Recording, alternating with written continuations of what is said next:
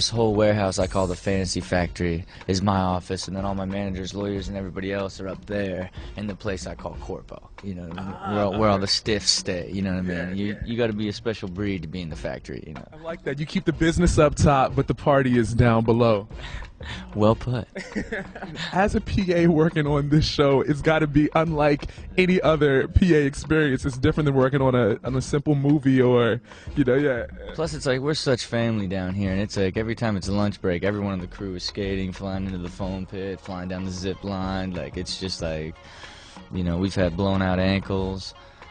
One of the kids, there was a scooter parked in the line of the zip line, and he didn't realize it and went down. I mean, as hard as a man can take a scooter to his gens, I mean, he just was on that, and man, like, I was like, that's it, like, I thought there's kids, there's broken legs, like, his future flashed between his eyes, and he ended up pulling up okay. So minor injuries by the crew, but nothing crazy. Just minor injuries.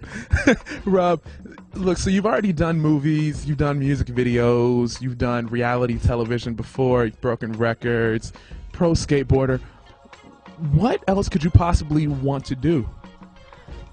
I mean, real talk, my big thing that I'm in the future going to do is develop a professional skateboarding league. That's my big thing, Now, all this, like, TV and movies and all this other stuff just sort of has, like, gotten in the way of that. But sort of what I do while I do all this is I continue to build that, and I plan on launching that in 2010. That's sort of like my big movement of what I really plan on doing, I heard that a lot of kids have been using your previous skateboarding documentary to sort of justify why their cities should allow them to create skate parks within their own. So it's catching. No, well, that's my whole. It's the future of the sport, and it's like.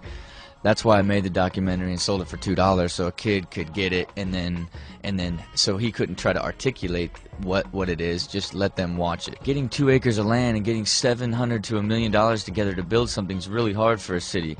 So that's why my Safe Spot Skate Spot program is where just take an existing part of a park, 3,000 to 5,000, 10,000 square feet, and spend $50,000 to $150,000 just to build a skate spot. And if every city builds a network of them, now your whole area has this network of original skate spots, as opposed to one city trying, and it's a full community thing, as opposed to one community thinking that they have to build one giant one to suffice, so. But that's, and again, that's just what a television show like this, of course I make it funny and ridiculous and have fun with it, but it still gives me an opportunity to like expose that vision and concept on a grand scale, to get cities thinking and say, like, oh, that's easy, we could do that, and then reach out to me and me get the right people to help them make it happen, Right, one thing that I love about all of that is that you're creating something that is not just going to, like, vanish or perish whenever you decide to, just chill and hang back. You're creating a network that hopefully will be able to sustain itself, after all is said and done. I mean, that's the idea. It's not to build them all. It's to start the fire to get them built everywhere. I live a very inspired life, and I think for the most part it's because I have a very long-term approach to it.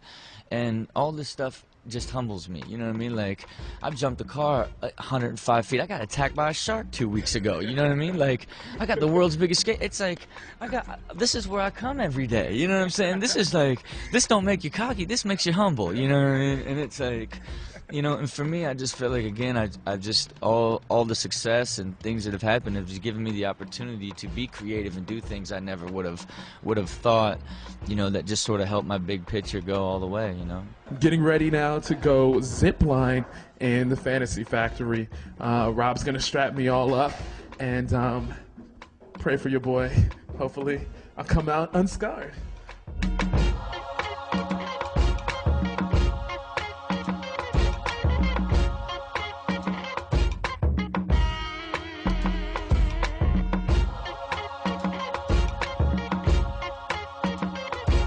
Rob, thank you so much for letting us play around in your fantasy playground today, basically. Yeah, it's a factory, but it's also a playground. It really is, and you survived, you know what I mean? I thought there was a good chance you're going to end up on your back on the concrete, but you lived, Because you're so safe. All right. So, yeah, I hope you don't mind that I borrow this for a little while. Big Cat Jazzy is like no other. Okay. All right, well, you have fun here. I'll talk to you later, pal.